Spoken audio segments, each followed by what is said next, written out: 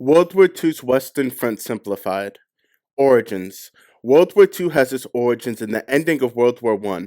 After their defeat, the Treaty of Versailles harshly punished Germany, leaving it with crippling debt, hyperinflation, and a once proud nation in shambles.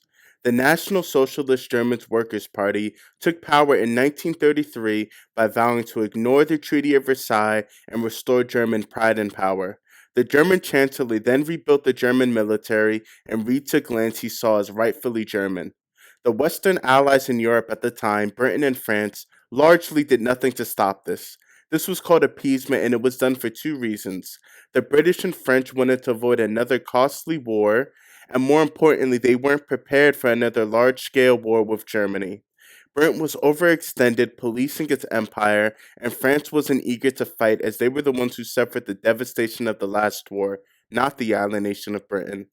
The Germans and Soviets signed a non aggression pact on August 23, 1939, and on September 1st, they jointly invaded Poland. This made the British and French declare war on Germany on September 3rd, as they had a treaty that guaranteed Poland's borders.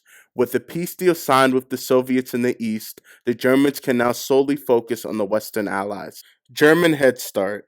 After defaulting on war reparation payments, France and Belgium occupied additional German territory in 1923.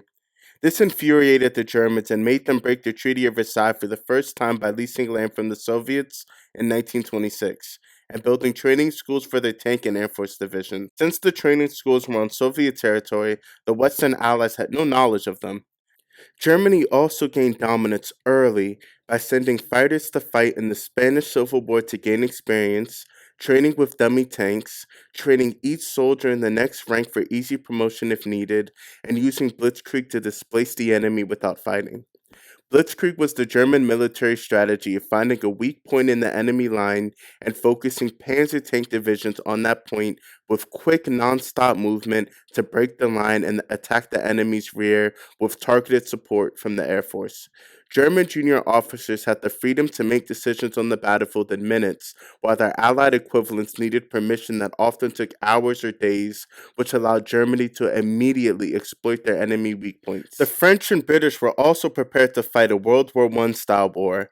This is why the British and French did not attack Germany while the bulk of the German army was fighting in Poland. As in World War I, the attacking army was often mauled and suffered heavy casualties, which is why they wanted the Germans to attack first. France built the heavily fortified Maginot Line along the German border to deter an invasion into France proper and give France enough time to mobilize its army and provide a defense against Germany and Belgium.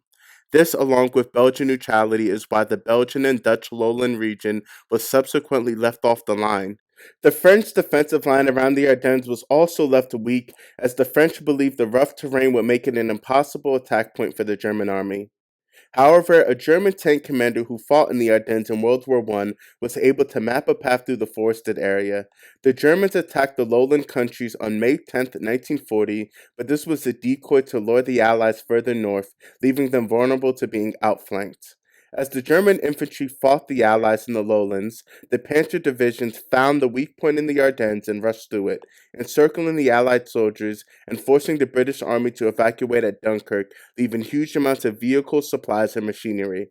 The Germans were unable to stop this evacuation because of the valiant fight that the French rearguard put up to buy their British allies time to escape, a halt order that briefly paused the German advance to allow its infantry to catch up and their lines to be secured to prevent an Allied breakout, and the weather around Dunkirk severely limited the effectiveness of the German aerial bombardment.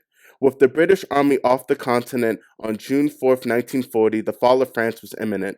Italy then joined the war on the side of the Germans on June 10th in order to get territorial gains. To avoid further destruction within France after Paris fell on June 14th, the French surrendered on June 22nd, effective June 25th. The terms, however, allowed the southern half of France to remain under French civil administration known as Vichy France. France also retained her colonies in North Africa and abroad, but in every other respect, France became a puppet state of Germany. The Germans began the Battle of Britain by intensely bombing the island nation's aerial defenses, shipping ports, and production capability. The Germans, however, failed to achieve aerial superiority and make it safe enough to attempt an amphibious invasion of Great Britain known as Operation Sea Lion, and the operation was postponed. Meanwhile, the Battle of the Atlantic raged on as German U-boats disrupted and limited the flow of supplies to Britain from her imperial holdings and her American allies. The Germans were attempting to blockade the island to force a surrender, but the British refused to give up. With France conquered, Spain and Portugal neutral, and Britain in a dire state, the Western Front was secured and no longer posed a threat.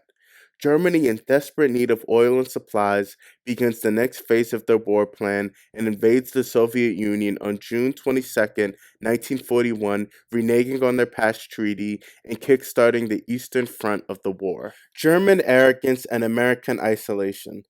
Germany wasn't worried about the United States entering the war as they saw American soldiers as inferior. In 1939, the U.S. had a smaller army than Portugal and Belgium, with less than 190,000 soldiers compared to the 2.7 million soldiers in the German army.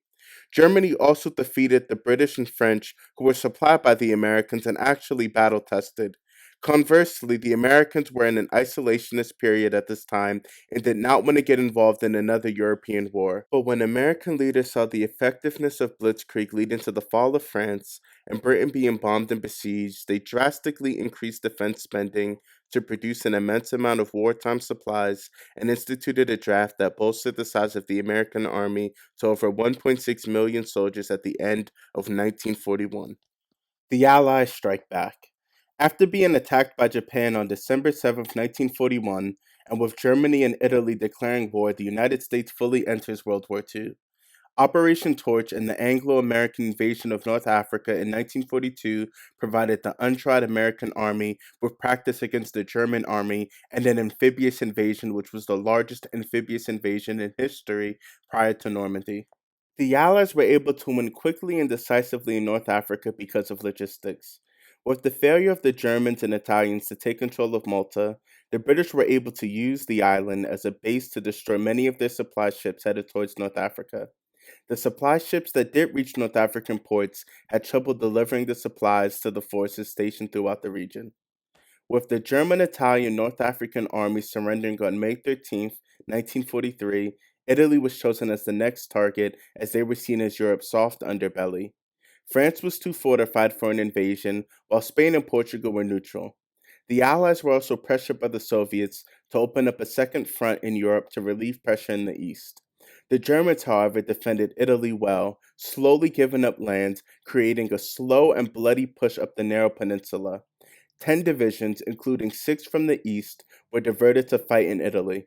With much of Italy under Allied control by mid 1944, the Allies had now a base to bomb Germany's southern cities, de facto control of the Mediterranean, and German defenses were weakened in France. Normandy was then chosen as the invasion point into France, as there they would have the element of surprise.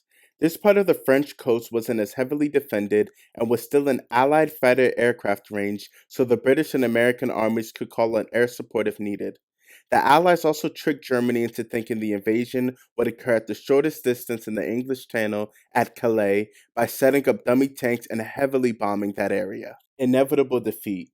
With the Allies landing at Normandy on June 6, 1944, the Germans were surrounded in the south, west, and east, making the defeat inevitable. The conflict became a defensive war for Germany, and Blitzkrieg was defeated by turning the war into a war of attrition and production, in which the smaller Germany had no hope of defeating the world's three largest economies at the time. Along with production, the U.S. also excelled at logistics, transporting vast amounts of soldiers and supplies into Europe in a timely manner. American soldiers often received goods that had been made in American ovens the same week it got to them in Europe, boosting their morale tremendously. Captured German soldiers would often be mesmerized at the sheer amount of supplies that the Americans had in their camps. The Battle of the Bulge, or the Ardennes Offensive, was the last German offensive on the Western Front.